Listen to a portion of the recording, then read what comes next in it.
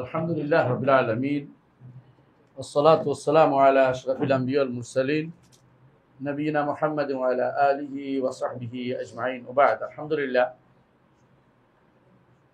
আজকে আমরা একটি মহতী উদ্যোগ পরিচালনা করতে শুরু করেছি। আলহামদুলিল্লাহ, সেটা হচ্ছে একটি ইনস্টিটিউটের শুভ বলতে পারেন শুভ উদ্বোধন। এই ইনস্টিটিউট নাম হচ্ছে আল ইহসান ইন্টারন্যাশনাল ইনস্টিটিউট। এটার আরবি হচ্ছে মারহাদুল ইহসান আদ-দাওলি। তো এই ইনস্টিটিউট যিনি চেয়ারম্যান হিসেবে আছেন প্রতিষ্ঠাতা চেয়ারম্যান ডক্টর আব্দুল বাসির বিন নওশাদ। মদিনা ইউনিভার্সিটি থেকে পিএইচডি করেছেন, আর তাকে মদিনা ইউনিভার্সিটির জীবন থেকে চিনি, এখনও চিনি। আলহামদুলিল্লাহ, দ্বীনের ক্ষেত্রে নিবেদিত প্রাণ এবং দাওয়াত ও আকীদার ক্ষেত্রে উজ্জ্বল একটি নাম। আমি মনে করছি যে এটা একটা ইনশাআল্লাহ একটা বড় ধরনের কাজ হবে আপনাদের সহযোগিতা পেলে। আর এখানে কি হবে এই ইনস্টিটিউট, সেটাও একটা বড় পরিচয় দেওয়া হয়েছে। কার্যক্রমের মধ্যে আছে প্রাথমিক থেকে উচ্চ বিদ্যালয় পর্যন্ত একটা আফটার স্কুল প্রোগ্রাম আছে, আবার ফুল টাইম স্কুল প্রোগ্রাম আছে। আফটার স্কুল প্রোগ্রামের মধ্যে আওয়াজ কিন্তু শোনা যাচ্ছে না, এটা দেখেন, এতক্ষণ আওয়াজ শোনা যাচ্ছে। তো ফুল টাইম স্কুল হওয়ার আগে আফটার স্কুল প্রোগ্রাম শুরু করছে। ফুল টাইম আগামী বছর থেকে শুরু হবে, লেখাই আছে, আপনারা জানেন, আপনারা পাবেন ইনশাআল্লাহ। আফটার স্কুল প্রোগ্রাম শুরু করেছে বিশুদ্ধ আকীদা মানহাজ প্রশিক্ষণ দিয়ে। মদিনা ইউনিভার্সিটির ফল এখান থেকে আমরা পেয়ে যাই। যারা আকীদা ও মানহাজ নিয়ে গুরুত্ব দেয় না, তাদের সাথে আমাদের কোনো মিল হইতে পারে না। এদের প্রথম যে জায়গাটা আমরা দেখতে পাচ্ছি, এটা হচ্ছে মূল কথা। দ্বিতীয়ত, সালাতের বিশুদ্ধ প্রশিক্ষণ, সুন্দর আখলাক গঠন প্রশিক্ষণ, এগুলি থাকবে। আরও আছে আপনাদের জন্য বক্তৃতা, লেখনী প্রশিক্ষণ, অনলাইন অফলাইন ইসলামিক কোর্স, গবেষণা, অনুবাদ ও প্রকাশনা, হালাকা ও লাইভ সেশন, ইসলামিক লাইব্রেরি ও বিক্রয় কেন্দ্র, ওয়ার্কশপ, সেমিনার, দাওয়া কার্যক্রম, সেবা ও জনকল্যাণমূলক উদ্যোগ। এগুলি সবই গুরুত্বপূর্ণ, একটাও কোনো কম গুরুত্বপূর্ণ নয়। সবার আগে শুরু করেছেন আকীদা ও মানহাজের বিষয় নিয়ে, আর ইতিমধ্যে অনেকেই ভিন্নভাবে পড়েছেন, কিন্তু এই মানহাজ ইনস্টিটিউটের নামে যেহেতু আপনাদের সবাই সার্টিফিকেট পাবেন, আমি মনে করি যে এটা একটা বড় উদ্যোগ, এবং এটা বিশেষ করে উত্তরার মতো জায়গাতে হলে বেশি সুবিধা, অনেকে উপকৃত হতে পারবেন। এবং আমি এই প্রোগ্রাম, বিশেষ করে ইনস্টিটিউটের সাফল্য কামনা করছি। আমাকে এর মধ্যে উপদেষ্টা হিসেবে রেখে ধন্য করেছেন আমি ডক্টর আব্দুল বাসির বিন নওশাদ, তার প্রতি কৃতজ্ঞ থাকছি। দ্বিতীয়ত, আমি মনে করি যে অবশ্যই যে এই কাজগুলো মদিনা ইউনিভার্সিটির ছাত্রদের মাধ্যমে হলে, আর যারা সর্বোচ্চ ডিগ্রি অর্জন করেছেন তাদের মাধ্যমে হলে এটা অত্যন্ত ফলপ্রসূ হবে ইনশাআল্লাহ। এবং এর মাধ্যমে আমরা ইনশাআল্লাহ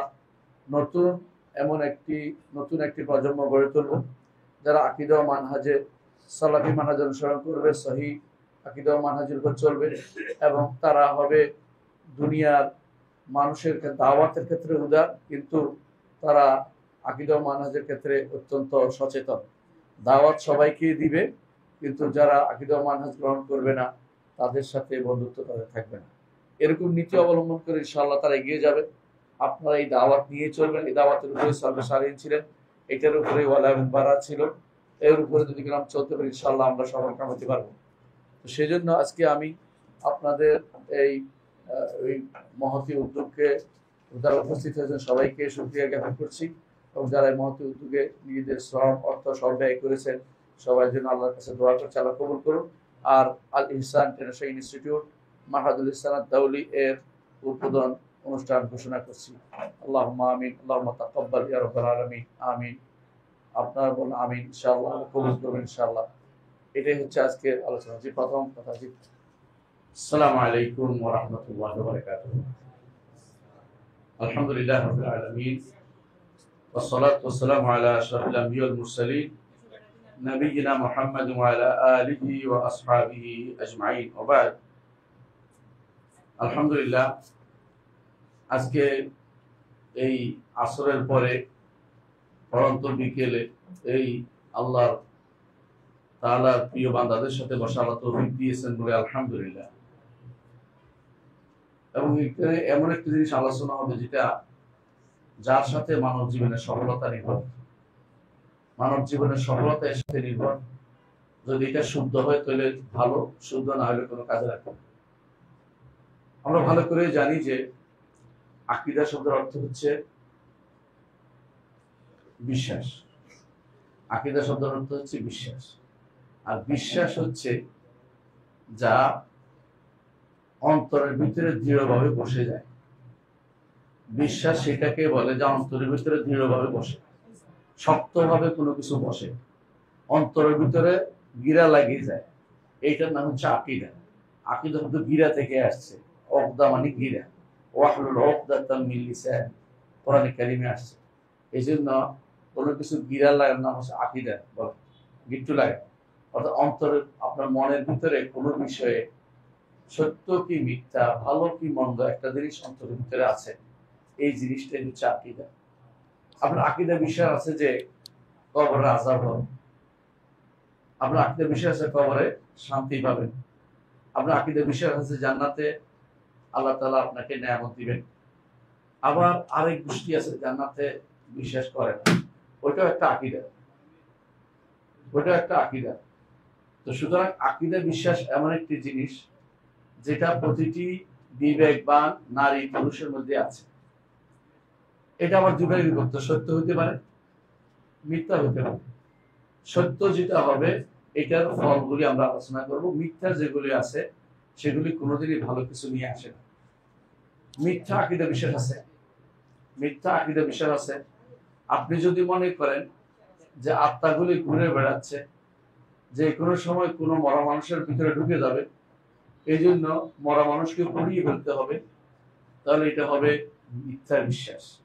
আপনি যদি মনে করেন যে মানুষ মরার পরে আর কোনোদিন তার আর কোনো কাজ আসবে না, আবার জীবিত হবে না, পুনর্জীবন লাভ করবে না, তো এটা হবে মিথ্যা বিশ্বাস। বিশ্বাসের সত্য এবং মিথ্যা দুই প্রকার হতে পারে।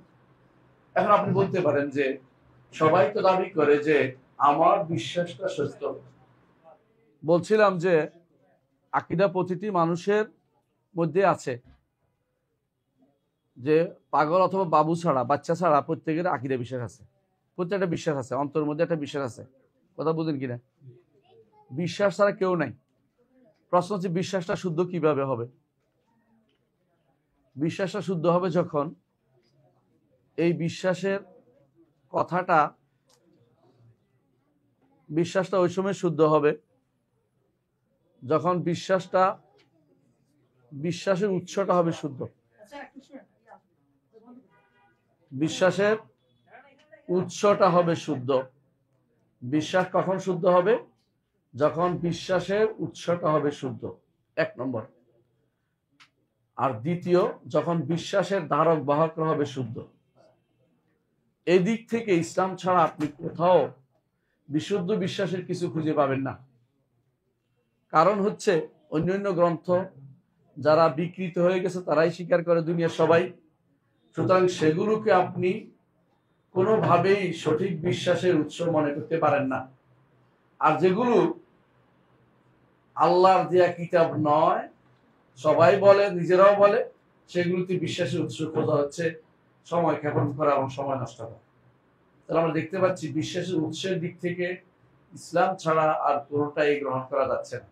বিশ্বাসের উৎস হচ্ছে কোরআন এবং সুন্নাহ, এবং দুইটাই প্রমাণিত সত্য। এই জন্য বিশ্বাস এখান থেকে নিতে হবে। দ্বিতীয় হচ্ছে বিশ্বাসের ধারক বাহকরা বিশুদ্ধ কেমনে বুঝবেন? আমাদের নবী সত্যবাদী ছিলেন, নবীরা সবাই সত্যবাদী ছিলেন। নবীদের পরে শ্রেষ্ঠ মানুষ ছিলেন সিদ্দিকরা, শহীদরা, নেককাররা। এদের সাহাবায়ে কেরামের চেয়ে এর চেয়ে উত্তম মানুষ আর কেউ হতে পারে নবীদের পরে। সুতরাং বিশ্বাসের সূত্র আপনি পাচ্ছেন, বিশ্বাসের ধারক বাহকদের আপনি পাচ্ছেন সাহাবায়ে কেরামদেরকে, তাবেঈন এজামদেরকে, আইম্মা আরবা থেকে শুরু করে 4 ইমামকে এবং মুহাদ্দিসিনদেরকে, যারা সবসময় সত্য নিয়ে চলেছে, তাদের মধ্যে বিশ্বাসের উৎস আপনি পাচ্ছেন। সেই হিসাবে বিশুদ্ধ আকীদা যদি হয়, তাহলে সেটাই হবে মানব জীবনের সফলতার মাপকাঠি। বিশুদ্ধ আকীদা হলে সেটার প্রভাব পড়বে। তো আমরা আজকের যে বিষয়টা আলোচনার বিষয় সেটা হচ্ছে যে আকীদা ও আখলাকের গুরুত্ব সমাজ বিনির্মাণে। যদি বিশুদ্ধ আকীদা হয় তাহলে এটা বিনির্মাণ হবে, আর যদি বিশুদ্ধ আকীদা না হয় সেটা বিনির্মাণ হবে না।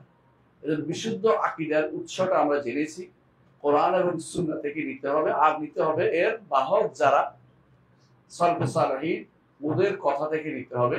এর বাইরে যদি কোথাও থেকে আপনি নেন, দর্শন থেকে নেন, অথবা অথবা কালাম শাস্ত্র থেকে নেন, অথবা এই জাতীয় কোনো ভিন্ন কোনো উৎস থেকে নেন, আপনার বিশ্বাস কখনো শুদ্ধ হবে না, সেটার প্রভাবও মানব জীবনে পড়বে না। সে প্রভাবে ক্ষতিকর দিকও পড়ে, ক্ষতিকর দিকও হয়। অনেক ক্ষতিকর জিনিস আছে বিশ্বাসের কারণে মানুষ করে যাচ্ছে। অনেকেই দেখবেন বিশ্বাসের কারণে মৃত মানুষকে পুড়িয়ে ফেলছে। বিশ্বাসের কারণে অনেকেই জীবিত মানুষকে তার স্বামীর সাথে কবরে দিচ্ছে। বিশ্বাসের কারণে অনেকেই কত গাছের মধ্যে সুতা লটকাচ্ছে। বিশ্বাসের কারণে কবরের মধ্যে জবে করতেছে, কবরের জন্য মানত করতেছে, টাকা দিচ্ছে। এগুলিতে তো সমাজের সুস্থতা আসবে না। তাহলে অবশ্যই প্রথম কথা হচ্ছে বিশুদ্ধ আকীদা হতে হবে। বিশুদ্ধ আকীদা যখন হবে সেটার প্রভাব পড়বে আপনার সমাজে, সেটার প্রভাব পড়বে ব্যক্তিতে, এবং সেটাই আপনার জন্য সফলতা দেখাবে আপনাকে। এই জন্য বিশুদ্ধ আকীদাটা বিশুদ্ধ হতে হবে। এই জন্য আমরা অনেক সময় আমরা আলোচনা করি আকীদার এই প্রভাব অনেকে খুঁজে পাই না, কারণ তার বিশুদ্ধ আকীদা প্রভাব পড়েনি। বিশুদ্ধ আকীদা ছিল না বলেই প্রভাব পড়েনি। বিশুদ্ধ আকীদা থেকে প্রভাব পড়তো। সাহাবায়ে কেরাম রাদিয়াল্লাহু আলাইহিম আজমাইন, তাদের জীবনী থেকে আমি কিছু উদাহরণ দিব ইনশাআল্লাহ যখন আলোচনা করব। একজন মানুষের আকীদা বিশুদ্ধ হলে কি কি জিনিস তার মধ্যে পাওয়া যাবে। 1 নম্বর, একজন মানুষের আকীদা বিশুদ্ধ হলে তার রবের জন্য তার সমস্ত কর্মকাণ্ড পরিচালিত হবে, কাউকে দেখানোর জন্য না, কাউকে শোনানোর জন্য না। তার রাতের অন্ধকারে কাজটা হবে একমাত্র আল্লাহকে খুশি করার জন্য। এবং তিনি যে দুনিয়ার প্রতিটি কাজ করবেন মনে রাখবেন যে যেটা আল্লাহর জন্য। ওমা উমিরু ইল্লা লিয়াবুদুল্লাহ মুখলিসিনা লাহুদ্দিন হুনাফা ওয়া ইউকিমুস সালাতা ওয়া ইউতুজ যাকাতা ওয়া যালিকা দীনুল কাইয়্যিমা। তো প্রথম কথাই হচ্ছে তার ইখলাস আসবে। আকীদা বিশুদ্ধ হলে ইখলাস আসবে। কেন? সে মনে করে তাকে সৃষ্টি করছেন তিনি তার ইবাদত করার যোগ্য। তাকে চেনার জন্য নাম ও গুণ জানতে হবে। ইবাদত বলতে যা বোঝায় মানব জীবনের প্রতিটি অ্যাক্টিভিটির একটা উদ্দেশ্য থাকে। সেটা আল্লাহর জন্য হয় তাহলে ইবাদত হবে, আর অন্য কারোর জন্য হলে তাহলে সেটা হয় দুনিয়ার জন্য হবে, নইলে শিরক হবে। দুনিয়ার জন্য হবে দুনিয়ার কোনো কাজ হলে, আর ইবাদতের কোনো কাজ যদি আল্লাহ ছাড়া অন্য কারোর জন্য করা হয় তখন সেটা শিরক হয়ে যাবে। এই জন্য একজন মানুষের আকীদা যদি বিশুদ্ধ হবে তাহলে তার অবশ্যই ইখলাস আসবে, ইখলাস তার মধ্যে আসবে। একটা ঘটনা উল্লেখ করতে পারি। সাহাবায়ে কেরাম যুদ্ধ করছেন, কাদেসিয়ার যুদ্ধ। যুদ্ধের মধ্যে এক ব্যক্তি এত বেশি পরিমাণে তিনি যুদ্ধ করেছেন, অথচ তার মুখ ঢাকা ছিল, কেউ দেখতে পায়নি। যুদ্ধের পরে তারা খুঁজে বেড়াচ্ছে লোকটাকে, তখন তার মুখ ঢাকা নেই। চিন্তা করতে পারেন, যুদ্ধ যখন করছে তখন মুখ ঢাকা, এরপরে মুখটা তার খোলা, চিনতে পারে না কে মুখ ঢেকে যুদ্ধ করলো। যে যুদ্ধের কারণে তারা জয়লাভ করলো, খুঁজে পাওয়া যাচ্ছে না তাকে। কিন্তু একজন মানুষ যখন খেয়াল করেছে যে তার অমুক হাতের অমুক বিষয় দেখা যাচ্ছে, তার এই সমস্যাটা আছে, একে এইভাবে বের করতে হবে আমাকে পরে। সে খুঁজতে খুঁজতে দেখছে যে ঘরের মধ্যে বসে আছে, কেউ তাকে চিনে না। যে বলছে তুমি সেই ব্যক্তি, বলে না। তুমি কেন আমাকে বলতেছো, আক্রমণ করতেছো আমাকে? বলেও না, না বলে না, হ্যাঁ বলে না। বলে আমি তোমাকে চিনে ফেলেছি, কারণ তোমার ওই জায়গাটা ছিল যেটা আমি ওখান থেকে দেখে ফেলেছি, এটা তোমার ওখানে দেখা যাচ্ছে শরীরের মধ্যে দাগটা। তখন বলছে তুমি যেহেতু জানছো, এখন তোমাকে বলছি, কাউকে বলতে পারবে না। খলিফাতুল মুসলিমিনকে বলতে পারবে না যে আমি কোনো টাকার জন্য যুদ্ধ করেছি বা কোনো গনিমতের জন্য যুদ্ধ করেছি। আমি যা করেছি একমাত্র আমার রবের খুশির জন্য করেছি। এটাই হচ্ছে ইখলাসের প্রমাণ, যে তারা কাউকে খুশি করার জন্য, কাউকে জানানোর জন্য কিছু করে না।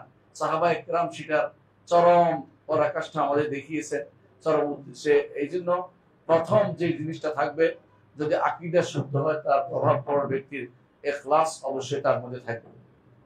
দ্বিতীয়ত, যদি আকীদা শুদ্ধ হয়, লোকটি ঘুমায় থাকতে পারবে না, তার মধ্যে একটা আগুন জ্বলবে সারাদিন যে আমি কিভাবে দাওয়াত দিতে পারি, কারণ আমার ভাই মারা যাচ্ছে, আমার ভাই খাবার পাচ্ছে না, এর চেয়ে বড় চিন্তা করবে সে আমার ভাই ঈমান ছাড়া মারা যাচ্ছে, খাবার না পেয়ে মরে গেলে কি হবে, আখিরাতে তো ক্ষতি হচ্ছে না, ঈমান ছাড়া যদি মারা যায় তাহলে আমার ভাইয়ের আর কিছু প্রাপ্তি থাকলো না। যদি কোনো কেউ কল্যাণকামী হয়, যদি কোনো সত্যিকার তার ভাইকে ভালোবাসে, তাহলে এই চিন্তা করবে, তাকে রিক্সা দেওয়ার চিন্তার চেয়ে তাকে চিন্তা করবে ঈমান কেমনে তাকে হাদিয়ে দেওয়া যায়, কিভাবে তাকে ঈমানিয়াত দিয়ে তাকে শক্তিশালী করা যায়, ঈমান তাকে টিকিয়ে রাখা যায়, চিন্তা সে থাকবে।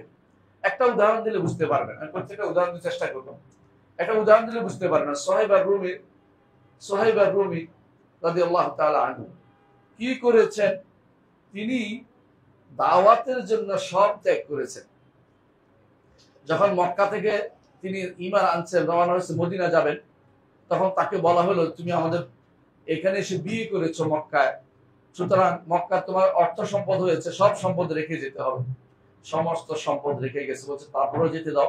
আমি আমার পরিবারকে বলে না, আমাদের মেয়েকে নিতে পারবে না, এটা আমাদের মেয়ে, এটা নিয়ে হিজরত করতে পারবে না, এটা রেখে যাও।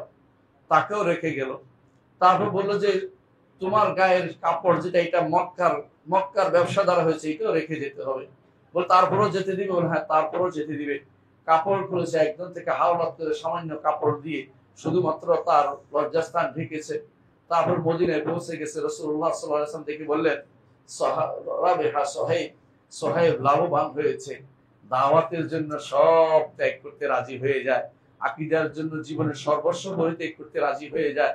এর প্রমাণ হচ্ছে এই যে সব ত্যাগ করে গেছে, তারা দাওয়াতের জন্য নিজেকে খালেস করে নিয়েছে, এর প্রমাণ হচ্ছে সোহাইব আর-রুমি রাদিয়াল্লাহু তাআলা আনহু।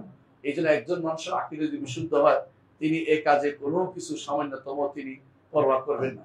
আরেকজন আবু সালামা রাদিয়াল্লাহু আনহু, তিনিও যখন রওনা হয়েছেন, তাকে কিছু নিতে দিবে না, সব পেলে তিনি মদিনার দিকে রওনা হয়ে গেছেন। কিছুই নেয় নাই তিনি। যারা সব ছেড়ে গেছেন, তারা নিজের জীবনের সমস্ত সম্পদ ছেড়ে গেছেন, স্ত্রী কন্যা ছেড়ে গেছেন। এটা তাদের বিপরীত, যারা আজ নিজের স্ত্রী কন্যা পরিবার পরিজন দ্বীন ইসলামকে তারা জলাঞ্জলি দিয়ে কাফেরদের দেশে বসবাস করছেন, তাদের দিকে একবার তাকান। আমরা কিছু বলবো না, জিজ্ঞাসা করলে শুধু এটাই বলবে যে আমার সন্তানের ভবিষ্যৎ বিনির্মাণ করতে যাচ্ছি, সন্তানের ভবিষ্যৎ তিনি নষ্ট করতে যাচ্ছেন, এটা তাকে কে বুঝাবে? ভালো করে তাকান, এটা হবেই হবে। এক প্রজন্ম পরে দ্বিতীয় প্রজন্ম আর ইসলামের উপর খুঁজে পাওয়া যাবে না। এর প্রমাণ আপনাদের চোখের সামনে অনেকে আপনারা দেখতে পাবেন।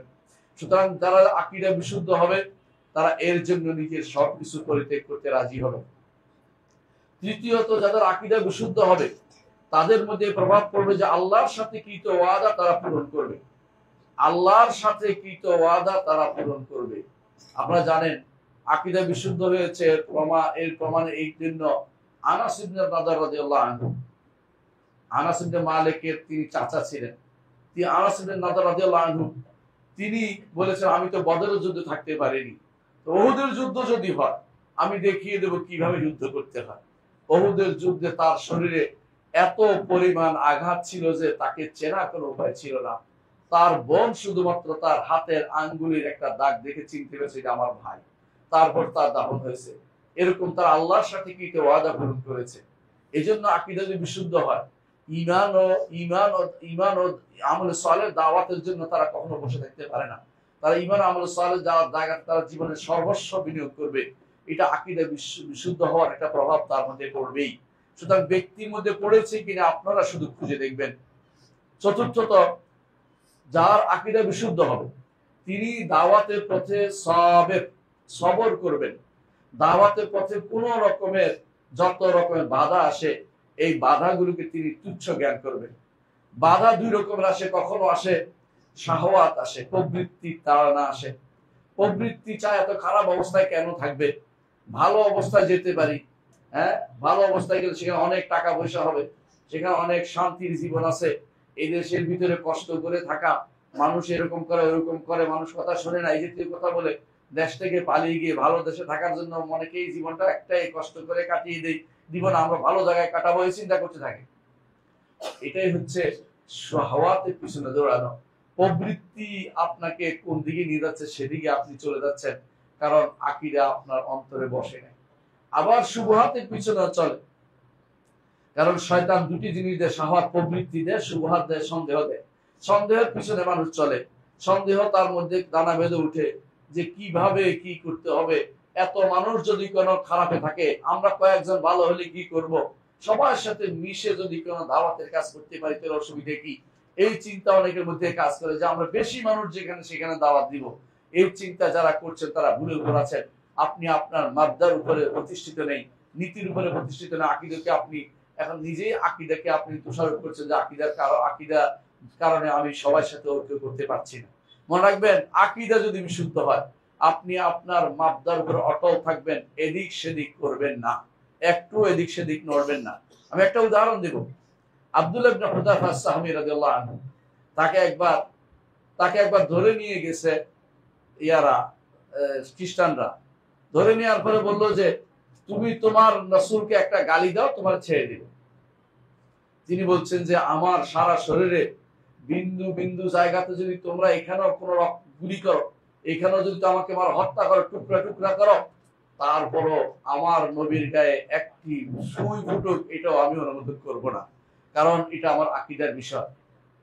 এটাই হচ্ছে আকীদা। যার প্রতিষ্ঠিত থাকে সে ব্যক্তি আকীদার জন্য জীবনের সর্বস্ব ত্যাগ করতে রাজি হয়ে যায় এবং এই প্রতিষ্ঠিত থাকার জন্য নিজেকে সব সময় প্রস্তুত রাখে। বেলাল রাদিয়াল্লাহু আনহু কি করেছেন আপনারা জানেন। মরুভূমির তপ্ত বালুতে টানা হয়েছে, কিন্তু তিনি ঈমান হারা হননি। তিনি বলেছেন আহাদ আহাদ, তিনি বলেছেন। অনুরূপভাবে খাব্বাব বিন আরাত রাদিয়াল্লাহু আনহু, তাকে কয়লা ওয়ালা জায়গাতে ফেলেছে, শরীর পুড়ে ছাই হয়ে গেছে। সেখান থেকে এসে রাসূলকে বলেন, ইয়া রাসূলুল্লাহ, আমরা আর কত সহ্য করবো, আল্লাহর কাছে দোয়া করবেন না। কাবার কাছে রাসূল তখন বসা ছিলেন, তখন তিনি একটা মুতাওয়াসসিদান অর্থাৎ তার বালিশ বানিয়েছিলেন কাবার কাছে, তার রেদা চাদরটাকে দিয়ে শুয়ে পড়েছিলেন। তখন তিনি এসে বলেন, ইয়া রাসূলুল্লাহ, আলা তাস্তানসির লানা, আমাদের জন্য কি আপনি আল্লাহর কাছে সাহায্য চাইবেন না? রাসূলুল্লাহ সাল্লাল্লাহু আলাইহি ওয়াসাল্লাম বললেন যে তোমরা তাড়াতাড়ি করছো, তোমাদের আগে অনেককে করাত দিয়ে দুই ভাগ করা হতো, তারপরে তারা দিন থেকে দূরে সরাতে পারতো না। তুমি তো এখন জীবিত আছো, দুই ভাগ করা হয়নি, তো দিন থেকে দূরে না সরার জন্য তোমাকে কতটুকু শক্ত হতে হবে তোমরা জেনে নাও। রাসূলুল্লাহ সাল্লাল্লাহু আলাইহি ওয়াসাল্লাম তারপর তিনি বলেছেন আল্লাহ তাআলা এই দ্বীনকে পূর্ণ করবেন। সেই সময় বলেছেন যখন সাহাবায়ে কেরামের মধ্যে হাতে গোনা ঈমান এনেছে তারা, তখনই তিনি বলেছেন আল্লাহ তাআলা এই দ্বীনকে পূর্ণতা দিবেন, এবং এই দ্বীনকে আল্লাহ তাআলা পূর্ণতা দিয়েছেন। এইটা তার নবুয়তের একটি আয়াত বা নিদর্শন হলো বিবেচিত। বোঝা যাচ্ছে যে ঈমান যদি থাকে ঠিক, আকীদা যদি বিশুদ্ধ থাকে, আপনি কখনো কোনো ক্রমেই এর থেকে কোনো যত আঘাতই আসুক পিছপা হবেন না, পিছপা হওয়া আপনি জানবেন না। আপনারা আম্মার ইবনে ইয়াসির রাদিয়াল্লাহু আনহুর ঘটনা জানেন। তাদেরকে পরিবারকে কষ্ট দেওয়া হচ্ছে, এমনকি আপনারা জানেন যে কষ্ট দিছে তার মাকে মেরে ফেলা হয়েছে, বাবাকে শেষ করে দেওয়া হয়েছে। আম্মার রাদিয়াল্লাহু আনহু, তিনি তাকে এই অবস্থা রাসূলুল্লাহ সাল্লাল্লাহু আলাইহি ওয়াসাল্লাম তখন চাঁদের মধ্যে যেতেন এবং তিনি বলতেন সবরান আলা ইয়াসির ফা ইন্না মাউইদাকুমুল জান্নাহ। আল ইয়াসির, হে আল ইয়াসিরের পরিবার, সবর করো, তোমাদের জন্য ওয়াদা হচ্ছে জান্নাতের। তারা সেটার উপরে সবর করেছে। আকীদা যদি বিশুদ্ধ হয়, আপনার কর্মকাণ্ড হবে সবের, দ্বীনের উপরে সবর করবেন, মুহতাসিব, সওয়াবের আশা করবেন, এবং আপনি এই মাবদাতে কারো কোনো কিছু তোয়াক্কা করবেন না। আপনি চিন্তা করবেন না যে অমুকে কি কইলো, অমুকে কি কইলো, বেশি মানুষ আমার প্রশংসা করলো অথবা বেশি মানুষ আমার নিন্দা করলো, এটাতে কিছু যায় আসে না, এটা তাদের কোনো ক্ষতি হয় না, এভাবে তাদের কোনো কিছু চিন্তা করে না। ওয়ালা ইয়াখাফুনা বিল্লাহি লাউমাতা লাইম, তিরস্কারকারীর কোনো তিরস্কার তাদের কোনো ক্ষতি করে না। তারা এটা কোনো এইভাবে তাদের কোনো ভয় ভীতি নেই। তিরস্কার কি করলো তাদের গায়ে লাগায় না তারা। আকীদার জন্য প্রথম কাজ যা বিশুদ্ধ করতেই হবে। এজন্য বিশুদ্ধ করলে আপনার মধ্যে প্রভাব পড়েছে কিনা বুঝতে পারবেন, আপনার আকীদার বিশুদ্ধ আকীদার কতটুকু প্রভাব আপনার মধ্যে পড়েছে। অনেকেই দাবি করে, আল্লাহ কোরআনে কারীম বলেছেন ওয়ামিনান নাসি মান ইয়াবুদুল্লাহ আলা হারফি ফাইন আসাবাতহু ফিতনাতুন কালাবা আলা ওয়াজহি খাসিরাত দুনিয়া ওয়াল আখিরা। মানুষের মধ্যে কেবল ঈমান এনেছি অথবা ইবাদত করে আল্লাহ, একটু বিপদ হলেই তখন তাকে দেখা যায় ঈমানের উপর আছে কি নাই, তখন সে এদিক সেদিক ফিরে যায়। আল্লাহ বলছে খাসিরাত দুনিয়া ওয়াল আখিরা, দুনিয়া আখিরাত দুটোই এসে নষ্ট করে দিল অনেক সময়। অর্থাৎ আল্লাহর উপর বিশ্বাস শেষ করে দেয়, আর দুনিয়াও পায় না, আল্লাহ যা দিবে তার বাইরে তো পাবে না, কিন্তু মাঝখান করে তার দিন শেষ হয়ে যায়, আকীদা শেষ হয়ে যায়, ঈমান শেষ হয়ে যায়। পঞ্চম যে কাজটি করবেন সেটা হচ্ছে আকীদা যদি বিশুদ্ধ হয় আপনার, তো পঞ্চম যে কাজটি আপনার হবে তা হচ্ছে আপনি আল্লাহর সাহায্যের ব্যাপারে অবশ্যই আপনি আল্লাহর সাহায্যের উপরে বিশ্বাসী হবেন যে আল্লাহ আমাকে অবশ্যই সাহায্য করবেন, আল্লাহ অবশ্যই আমাকে সাহায্য করবেন। একটু ঘটনা উল্লেখ করে বুঝতে পারবেন। রাসূলুল্লাহ সাল্লাল্লাহু আলাইহি সাল্লাম তিনি যখন আবু বকর রাদিয়াল্লাহু আনহুকে হিজরত করছিলেন, হিজরতের সময় গারে সওরে ঢুকেছেন, গারে সওরগিরি গুহাতে ঢুকেছেন, সেখানে ঢুকার পরে বসে আছেন, কাফেররা বাইরে দিকে দিয়ে যাচ্ছেন। তখন আবু বকর রাদিয়াল্লাহু আনহু বললেন যে ইয়া রাসূলুল্লাহ, এই যে কাফেরদের পা দেখা যাচ্ছে, যদি মাথা নিচু করে তাকায় আমাদের দেখতে পাবে, কি হবে আমাদের অবস্থা? আল্লাহ তাআলা তখন কোরআনে আয়াত নাযিল করলেন এই বিষয় নিয়ে। তখন রাসূলুল্লাহ সাল্লাল্লাহু আলাইহি ওয়াসাল্লাম বলেছেন যে মা বালুকা বিল ইসনাইনি আল্লাহু সালিসুহুমা সালিসুহুমা, দুজনের ব্যাপারে তোমাদের কি ধারণা যাদের মধ্যে তৃতীয় জন হচ্ছেন আল্লাহ রাব্বুল আলামিন। তিনি আরশের উপর থেকে আমাদের দেখছেন, জানছেন, আমাদের সাহায্য করবেন। এটাই মুহাম্মদুর রাসূলুল্লাহ সাল্লাল্লাহু আলাইহি ওয়াসাল্লাম বলেছেন। আল্লাহ তাআলা কোরআনে কারীমে উল্লেখ করে দিয়েছেন ইল্লা তানসুরু ফাকাদ নাসারাহুল্লাহ ইয আখরাজাহু আল্লাযিনা কাফারু তানিয়া ইসনাইনি ইয হুমা ফিল গার ইয ইয়াকুলু সাহিবু লা তাহজান ইন্নাল্লাহা মা'ানা ওয়া আনজালাল্লাহু সাকিনাতাহু আলাইহি। আল্লাহ তাআলা তখন প্রশান্তি নাযিল করেছেন। ঈমানদার মাত্রই যখন আকীদা বিশুদ্ধ হবে, এটাকে নেয়ামত মনে করবে, যত কিছুই হোক না কেন এটাকে পরিত্যাগ করার চিন্তা সে করবে না। দুনিয়ার কোনো কিছু তার এতে কিছু যায় আসে না, দুনিয়া থেকে তাকে সম্মান দিল না দিল এটা বড় কথা নয়। রব্বুল আলামিনের সম্মান তার কাছে প্রাপ্তি রয়েছে, এটা সে জানে। তার আকীদা বিশুদ্ধ হলে তার সবকিছু শুদ্ধ হবে এবং সে সবচেয়ে বড় আল্লাহর কাছে প্রিয় ব্যক্তি হিসেবে সে সবসময় তার সবকিছু আল্লাহর প্রিয় ব্যক্তি হিসেবে গণ্য হবে এবং সে আল্লাহর সাহায্য প্রাপ্ত হবে, আল্লাহর সাহায্য প্রাপ্ত হবে। আল্লাহ তাআলা কোরআনে কারীম বলে দিয়েছেন ওয়ালা ইয়ানসুরুল্লাহু মান ইয়ানসুর, যারা আল্লাহর সাহায্য করবে আল্লাহ তাকে সাহায্য করবেন। আল্লাহর সাহায্য বলতে আল্লাহর দ্বীনকে সাহায্য করা বোঝায়, দ্বীন ঈমানকে সাহায্য করা বোঝায়। যে কেউ আল্লাহর সাহায্য করবে আল্লাহ তাকে সাহায্য করবেন। এবং আল্লাহ তাআলা কোরআনে কারীমে এটা বলে দিয়েছেন যে তিনি কোরআনে কারীমে আল্লাহ তাআলা এটা বলেছেন যে তিনি তিনি সাহায্য করবেন, তিনি সাহায্য করবেন তার রাসূলদেরকে। ইন্না লানানসুরু রুসুলানা ওয়াল্লাযিনা আমানু ফিল হায়াতিদ দুনিয়া, ঈমানদার যারা ওয়ায়াউমা ইয়াকুমুল আশহাদ, ঈমানদার যারা তাদেরকে এবং রাসূলদেরকে আল্লাহ তাআলা সাহায্য করবেন। কোন দিন? দুনিয়ার জীবনে। ওয়ায়াউমা ইয়াকুমুল আশহাদ, যেদিন সাক্ষীরা দাঁড়াবে, অর্থাৎ কোন দিন? আখিরাতে হাসরের মাঠে তিনি সাহায্য করবেন। সুতরাং তার সাহায্যের ব্যাপারে ওয়াসে দৃঢ় পথ থাকতে হবে যে আল্লাহ তাআলা তাদের সাহায্য করবেন। তাহলে ঈমানদার, আপনার এরকম ঈমান থাকলে আপনার দ্বারা সমাজ বিনির্মাণ হবে, আপনার দ্বারা ব্যক্তি পরিশীলিত হবে। আমি এখন আলোচনা করব সত্যি সত্যি ঈমান যার থাকে তার মধ্যে কি কি লাভ হবে।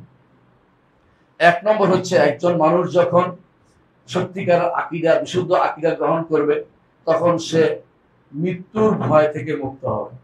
মৃত্যুর যে ভয়, যে মরে যাচ্ছি, আমার মেরে ফেলবে, এই করবে, সেই করবে, তো মনে করবে না। কারণ সে মনে করবে ইন্না লিল্লাহি ওয়া ইন্না ইলাইহি রাজিউন, আমরা তো আল্লাহর জন্য, আল্লাহ আমাদের মালিক, তার কাছে ফিরে যাব। আল্লাহ আমাদের মালিক, এই কথাটা জীবনের সব ক্ষেত্রে যদি আমরা মনে করতে পারি তাহলে আমাদের জন্য সেটা বেশি ভালো।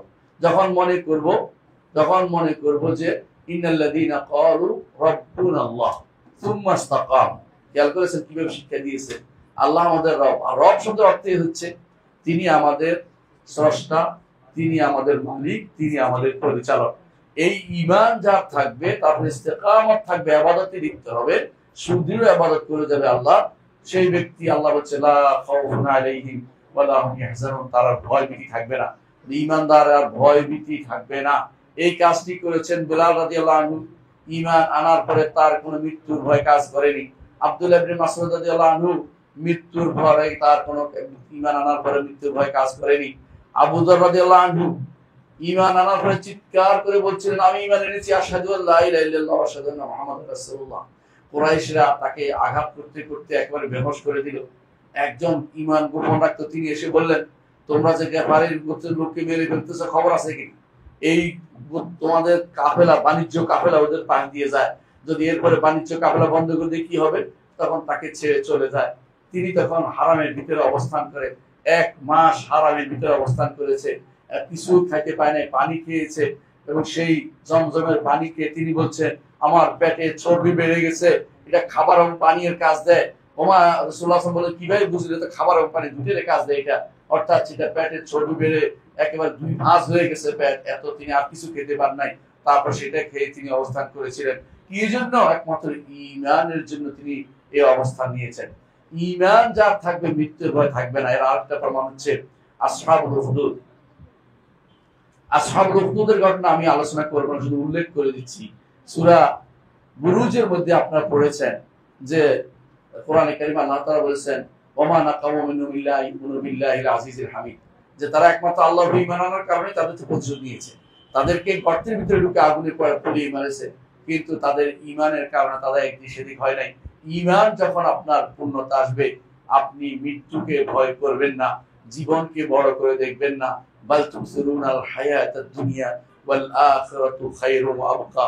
আখিরাত হচ্ছে উত্তম এবং কল্যাণকর এবং সবচেয়ে বেশি, যেটা কোনোদিন শেষ হবে না। আখিরাতের জীবনকে যে ব্যক্তি প্রাধান্য দিতে পারবে সেই ব্যক্তি হবে সফলকাম। ওই ঘটনা আপনি জানেন, মাশেতা বিনতে ফেরাউন, মাশেতা বিনতে ফেরাউনের ঘটনা আপনি জানেন। রাসূলুল্লাহ সাল্লাল্লাহু আলাইহি ওয়াসাল্লাম মেরাজের রাত্রিতে তিনি দেখলেন সুন্দর সুঘ্রাণ আসতেছে। বলে কোত্থেকে সুঘ্রাণ আসতেছে? বলা হলো যে এটা ওই মাশেতা মানে হচ্ছে আশ্রয়, যে রাজা বাদশাদের মেয়েদের চুল আশ্রানোর জন্য লোক রাখে, বুঝলেন না, খাদেমা বলতে পারে। তো সে একদিন তার হাত থেকে চিরুনি পড়ে গেছে আর সে বিসমিল্লাহ বলে এটা দিছে। তখন তার ফেরাউনের মেয়ে বলছিল আমার বাবার নাম নিলে না, বিসমিল্লাহ আবার কেন? তখন সে বলছে তোমার বাবা, আমার বাবা, সবার বাবা, আমাদের সবার বাবা হচ্ছে আল্লাহ তাআলা। এই কথা শুনে ফেরাউন তাকে আগুনে নিক্ষেপ করে মেরেছিল, কষ্ট দিয়ে মেরেছিল। আল্লাহ তাআলা তার জন্য জান্নাতে একটি ঘরের ব্যবস্থা করেছেন। রাসূলুল্লাহ সাল্লাল্লাহু আলাইহি ওয়াসাল্লাম তিনি মেরাজের রাত্রিতে, স্বপ্নিক মেরাজ রাত্রিতে তিনি স্বপ্নে দেখে সব সুগন্ধ পাচ্ছিলেন। বলে যে জিবরিল কোথা থেকে সুগন্ধ আসছে? বলে এটা মাশেতা বিনতে ফেরাউনের কন্যার যে চুল আশ্রিত, তার জন্য এই ঘরের ব্যবস্থা আল্লাহ তাআলা করে রেখেছেন। ঈমান যখন থাকবে, মৃত্যুর ভয়টা তার কমে যাবে। এই মৃত্যুর ভয় যাদের আছে তারা ঈমানের জায়গাতে তারা দুর্বল মনে করতে হবে। ঈমান আকীদা এই জন্য আমরা একসাথে উল্লেখ করি। আকীদা মূলত ঈমানেরই একটা অংশ হচ্ছে আকীদা। কারণ আকীদার সাথে ঈমানের সাথে আমলও জড়িত। আকীদা সাধারণত শুধু বিশ্বাসের অংশটাকেই ইন্ডিকেট করা হয়। দ্বিতীয়ত যে জিনিসটা হবে একজন মানুষের ঈমান, যদি ব্যক্তির যে উপকার হবে, ঈমান যদি তার আকীদা শুদ্ধ হয়, তাই সে রিজিকের চিন্তায় বিভোর থাকবে না, রিজিকের চিন্তায় কিছু করবে না। একজন ঘটনা বলি, সুফিয়ান ইবনে উয়াইনা রাদিয়াল্লাহু আনহু রাহিমাহুল্লাহ, তিনি যখন আবু জাফর মনসুরের দরবারে একবার গেলেন, তারা তো দরবারে যান না, তখন তিনি সুযোগ পেয়ে রাজা বাদশাহ তাকে কাছে টানতে, যে আপনার কোনো অভাব থাকলে পূরণ করে দিতে পারি। তিনি বলছে আমার অভাব তো পূরণ করবে তিনি, যিনি আমাকে আমার রব। আপনি কি অভাব পূরণ করবেন? আপনার কি অভাব আছে চিন্তা করুন আপনি। এরাই হচ্ছে সত্যিকারের ঈমানদার বান্দা, যারা ঈমান আনার পরে মানুষের কাছে রিজিকের জন্য ধর্ণা দেয় না। তাদের রিজিক তারা মনে করে ওমা মিন দাব্বাতিন ফিল আরদি ইল্লা আলাল্লাহি রিজকুহা, আল্লাহর উপর দায়িত্ব আছে রিজিক দেয়া। মানুষ এবং বিশেষ করে মানুষ এবং পিঁপড়া ছাড়া কোনো প্রাণী রিজিকের জন্য সময় নষ্ট করে না। সবাই রিজিক খেয়ে এসে শেষ, আবার পরের দিনের রিজিক তারা রিজিক জমা করে না।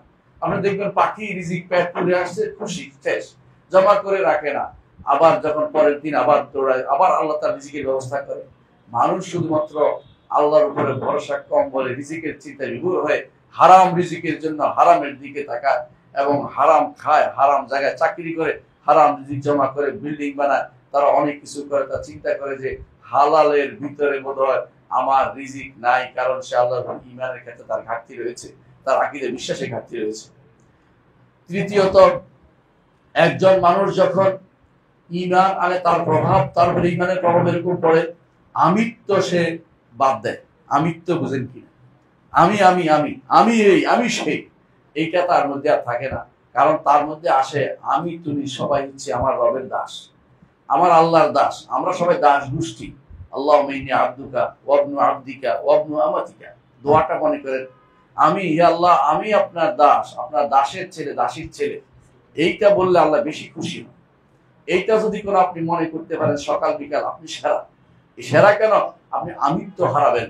একজন মানুষ যখন সত্যিকারের বিশুদ্ধ আকীদার অধিকারী হয়, তার মধ্যে আমিত্ব কাজ করে না, আমিত্ব তার মধ্যে কাজ করে না, এবং তার মধ্যে লোভ লালসা কাজ করে না। সে যে কোনো জিনিস ছাড়তে পছন্দ করে। দান করতে যারা অভ্যস্ত হয়ে, আপনি দেখবেন তারা দান করতে না পারলে ভালো লাগে, আর যারা দান করতে পারে না তারা একটা টাকা দিতে করলে ছিঁড়ে যায় তাদের, অনেকেই দেখবেন। কারণ তারা মনে করে এটা তো শেষ হয়ে গেল। আর যারা দান করে তারা মনে করে এটা তো জমা রইল। মা ইনদাকুম ইয়ানফাদু ওয়া মা ইনদাল্লাহি বাক, তোমাদের কাছে যা আছে তা শেষ হয়ে যাবে, আল্লাহর কাছে রেখে দিলে সেটা অবশ্যই বাকি থাকবে। রাসূলুল্লাহ সাল্লাল্লাহু আলাইহি ওয়াসাল্লাম সেটাই করেছেন। ছাগল জবাই করে দিতে দিতে সবটা দিয়ে ফেলেছেন। আয়েশা রাদিয়াল্লাহু আনহা বললেন, ইয়া রাসূলুল্লাহ মাথাটা বাকি আছে। রাসূল বললেন যে আয়েশা সবটাই বাকি আছে, মাথাটা দেয়া হয়নি।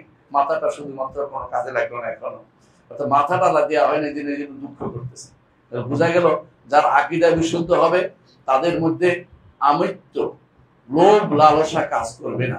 তারা দুনিয়ার জিনিসটাকে মনে করবে যেভাবে হোক এর থেকে বাঁচতে পারলেই বাঁচি, শুদ্ধভাবে যেতে পারলেই বাঁচি, কিভাবে এটা আখিরাতের খাতায় উঠাইতে পারি এই চিন্তায় রাখি। একটা উদাহরণ দিলে বুঝতে পারবো। সাহাবায়ে কেরাম, আমি প্রত্যেকটা একটা উদাহরণ দিচ্ছি বুঝাতে। সাহাবায়ে কেরাম রাদিয়াল্লাহু আলাইহিম আজমাইনের মধ্যে আবু দাহদাহ রাদিয়াল্লাহু আনহু, তিনি দেখলেন রাসূলুল্লাহ সাল্লাল্লাহু আলাইহি ওয়াসাল্লাম একদিন আলোচনা করতে করতে বললেন যে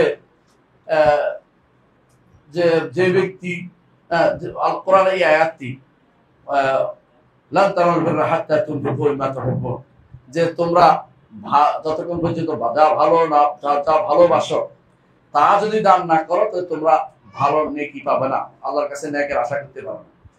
তো আবু বিরহা তার সবচেয়ে আবু আবু আবু আবু তালহা বিরহা, তিনি এসে বললেন যে পরিবারের কাছে এসে বললেন যে দেখো আমি এটা আল্লাহর রাস্তায় দান করে দিয়েছি। রাসূলের কাছে দিয়ে বলল, রাসূল আমার সবচেয়ে প্রিয় হচ্ছে বিরহা, এটা দান করে দিলাম। রাসূল বললেন যে বাখিন বাখিন, মানে তোমার খুব ভালো কাজ করেছো, তোমার পরিবার করে এটা দেখবো আমি, অসুবিধা নেই। দান করে দিয়েছেন। বাসায় গিয়ে বলছেন, স্ত্রী বলছেন দান করে দিয়েছো? বলে হ্যাঁ ঠিক আছে। তারা কোনো কথা না বলে সেখান থেকে বেরিয়ে গেলেন। এত বড় কাজ কে করতে পারে? ঈমান ও আকীদা বিশুদ্ধ না হলে, এত শক্তিশালী আকীদা না থাকলে যে আমি এখানে দান করলে ওখানে পাবো, এই আকীদা না থাকলে সেই ব্যক্তি কখনো দানের ক্ষেত্রে এত বড় কিছু হতে পারে না। আমরা দানের ক্ষেত্রে সবসময় ছিঁড়া টাকাটা খুঁজে দেই, সবচেয়ে ছোট টাকাটা খুঁজি, বড় টাকা থাকলে বলি যে ভাঙতি নাই, আরেকদিন আসেন। এটা একটা অভ্যাসে পরিণত হয়েছে, এটা অভ্যাসে পরিণত হয়েছে। ঠিক এই ব্যক্তিকে আমি দেখছি যে যখন কোথাও খাইতে বসে সেখানে ঠিকই ওই যারা ওয়েটার আছে ওদেরকে টিপস দেয় 20 টাকা 30 টাকা 40 টাকা, কিন্তু তাই কোনো ব্যক্তিকে দান করতে গেলে 5 টাকা 10 টাকা বেশি তার হাত দিয়ে আসে না। কারণ সে মনে করে এটা দিয়া বিদায় করতেছে, মনে করে আপদ বিদায়, সে যে এটা আখিরাতে পাবে এই চিন্তা করলে আখিরাতে কোনটা পেতে হবে আল্লাহ তাআলা কিন্তু কোরআনে কারীমটা বলে দিয়েছেন যে তোমাদেরকে যদি খারাপটা দেওয়া হয় নিবে না, তাহলে তোমরা খারাপটা কেন আরেকজনকে দিচ্ছ? সুবহানাল্লাহ, আল্লাহ উদাহরণ দিয়ে দিয়েছেন, চোখ বন্ধ করে না নিলে তোমরা কিন্তু নিবে না, এটা অন্যদের কেন খারাপটা দিচ্ছ? এই জন্য আমিত্ব বর্জন, এটা আকীদার একটি ফল। ব্যক্তির জীবনে আমিত্ব ছুটে যাবে যদি কোনো তার আকীদা বিশুদ্ধ হয়। ব্যক্তির জীবনে 4 নম্বর যে জিনিসটা, আমি 10টা বলবো ইনশাআল্লাহ সংক্ষেপে, যে একজন মানুষের অন্তরটা আকীদা যদি বিশুদ্ধ, অন্তরে কথা বলবে, আমার এই কাজটা ঠিক হচ্ছে না, আমি এই কাজটা ভুল করেছি, আমার বিশুদ্ধ হওয়া দরকার। একজন মহিলা সাহাবীর কথা আপনাদের কি মনে পড়ে? তিনি একটা অন্যায় করেছিলেন, ব্যভিচার করেছিলেন। রাসূলের কাছে এসে বললেন, রাসূলের কাছে এসে বলি, ইয়া রাসূলুল্লাহ আমি অন্যায় ব্যভিচার করেছি, আমাকে পবিত্র করুন। রাসূল বললেন যে তোমার পেটে যে সন্তান আছে তা বের না হওয়া পর্যন্ত তুমি আসলে কিছু করতে পারবে না, সন্তানকে মারতে পারি না। মহিলা চলে গেছে, সুবহানাল্লাহ। সন্তান দুনিয়াতে আসার পরে আবার আসছেন, আসে বলি, ইয়া রাসূলুল্লাহ আমাকে পবিত্র করুন। রাসূলুল্লাহ সাল্লাল্লাহু আলাইহি ওয়াসাল্লাম বললেন সন্তান এখন না খেয়ে মারা যাবে, তুমি এখন যাও, পরে আবার তোমার পরে দেখা যাবে তোমার কি হয়। সন্তানকে আরেকবার নিয়ে এসে বললেন যে সন্তান বিস্কুট খাচ্ছে, আমাকে পবিত্র করুন। সুবহানাল্লাহ, অন্তর হচ্ছে আমার পবিত্র হতে হবে। এতদিন পর্যন্ত, একদিন দুদিন না, আমরা তো প্রথম 2 দিন চোখের পানি ফেললো, পরে বলছে আর দূর কি হয়েছে, পিছনের দিকে একটা মেরে দিয়ে শেষ। কিন্তু এটা কিন্তু ঠিক নয়। তাদের অন্তরের আকীদা যখন বসে গেছে, তাদের কাছে মনে হয়েছে যে বিশাল ব্যাপার, আমি আমার রবের কাছে যাব, গুনাহ নিয়ে যেতে পারবো না, আমাকে সেটা অবশ্যই সেটা থেকে মুক্ত হতে হবে। ইতিহাস সাক্ষ্য দেয় এইটাই হচ্ছে সাহাবায়ে কেরামের চরিত্র ছিল। তারা যা করতেন তাদের মনের ভিতরে সব সময় আগুন জ্বলে যেত, এই কাজ আমার দ্বারা কেন হলো। যতক্ষণ পর্যন্ত পবিত্র না হতো তারা ততক্ষণ পর্যন্ত শান্তি পেতেন না। অন্তরটা তাদের সদা জাগ্রত থাকতো। এই জন্য যার আকীদা বিশুদ্ধ তার অন্তর সদা জাগ্রত থাকবে। পঞ্চম যে জিনিসটা বলবো, যার অন্তর বিশুদ্ধ হবে জুলুম থেকে সে মুক্ত হবে। তার অন্তর বিশুদ্ধ হলে, আকীদা বিশুদ্ধ হলে জুলুম থেকে সে মুক্ত হবে, কারো উপর জুলুম করতে পারবে না। আমরা একটা উদাহরণ দিব, মারআতুল গামিদিয়া এর উদাহরণ দিতে পারবো, অথবা মারআতুল মাখজুমিয়া, যে মহিলা চুরি করেছে ফরাসি মহিলা, চুরি করার কারণে সবার কাছে, কুরাইশদের কাছে কষ্ট করে যে হাত কেটে দিলে আমাদের কুরাইশের বদনাম হবে।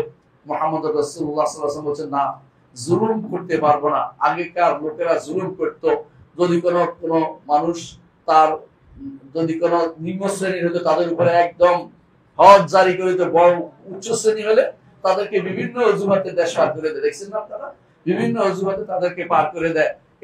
এই জুলুম করা হবে না, আইনের দৃষ্টিতে সবাই সমান। মুহাম্মদ রাসূলুল্লাহ সাল্লাল্লাহু আলাইহি ওয়াসাল্লাম তখন তিনি বললেন যে যদি মুহাম্মদ রাসূলুল্লাহ সাল্লাল্লাহু আলাইহি ওয়াসাল্লামের কন্যা ফাতেমাও চুরি করত, আমি তার হাত কেটে দিতাম, যদি ঈমান আকীদা বিশুদ্ধ হয়। এই নীতিতে বিশ্বাসী হবে একজন জজ, একজন শাসক, এই নীতি থাকবে। তারা এক একজনের জন্য এক এক নীতি করবে না, জুলুম থেকে তারা অবশ্যই মানুষদেরকে মুক্তির চেষ্টা করবে। দেখুন আব্দুল ইবনে রাওয়াহা রাদিয়াল্লাহু আনহু, রাসূলুল্লাহ সাল্লাল্লাহু আলাইহি ওয়াসাল্লাম তাকে পাঠিয়েছেন খায়বারে কি আনতে, যাকাত, খায়বারে যাকাত নিয়ে আসতে।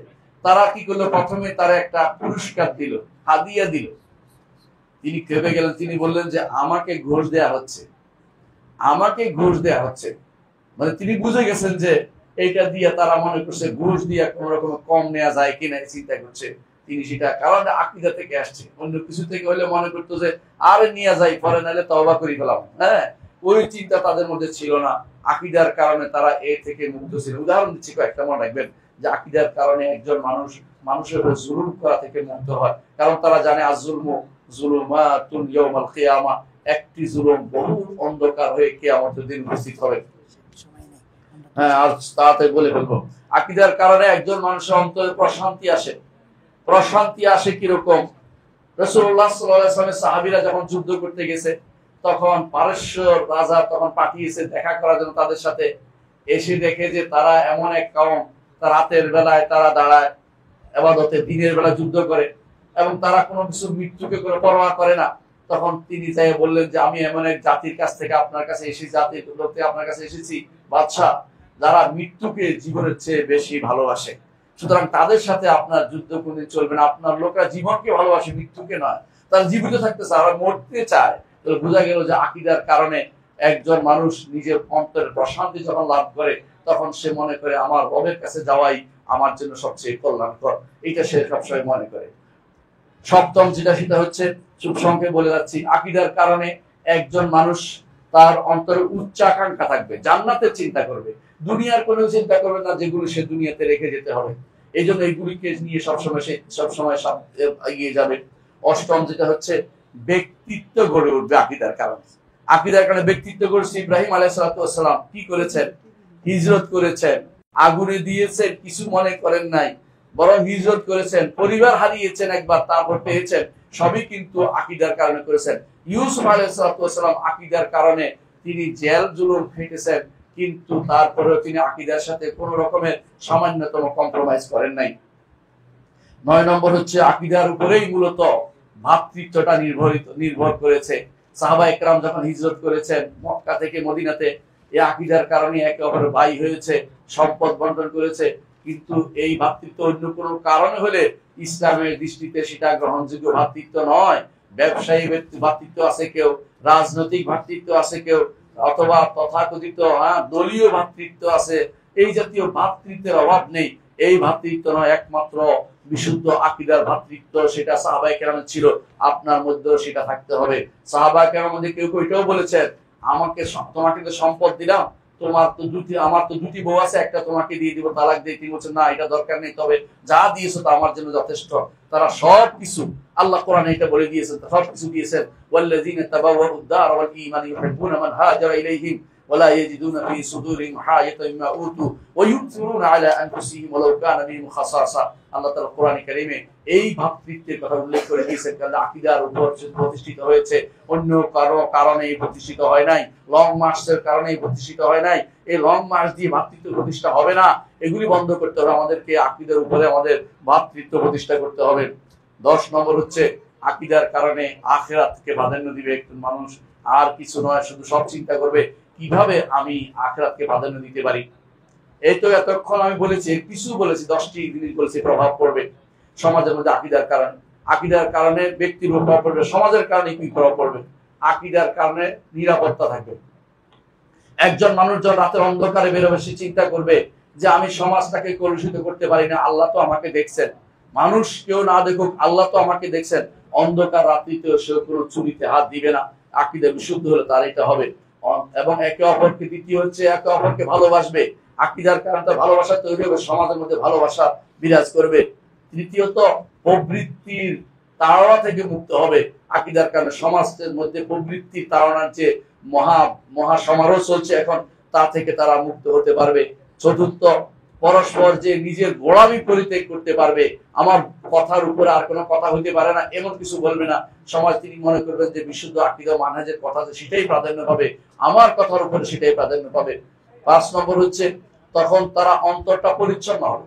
এই সমাজের লোকদের অন্তর পরিচ্ছন্ন থাকবে। আর তারা 6 নম্বর হচ্ছে যে তারা এই সময় যারা থাকবে, তারা সবসময় আনুগত্যের ভিতরে থাকবে। যেমন সাহাবায়ে কেরামের এই সমাজটা আনুগত্যের উপর ছিল। আমি আমার বক্তব্যটা বলেছি, অনেক লম্বা করে ফেলেছি, ইতিমধ্যে বিশেষ, তাই আলহামদুলিল্লাহ আমার কথা প্রায় শেষ। শুধু এটাই বলবো, আকীদার উপর ভিত্তি করেই আমাদের এই সমাজ প্রতিষ্ঠিত হবে, ব্যক্তিকে প্রতিষ্ঠা করতে হবে। আকীদার প্রভাব যেন, বিশুদ্ধ আকীদার প্রভাব যেন আমাদের পড়ে, সেই চিন্তা করতে হবে। আখলাক তো আকীদা থেকেই আসে। আখলাকের আলোচনা আরেকদিন করবো। আল্লাহ তৌফিক দান করুন। সুবহানাকাল্লাহু ওয়া বিহামদিহি।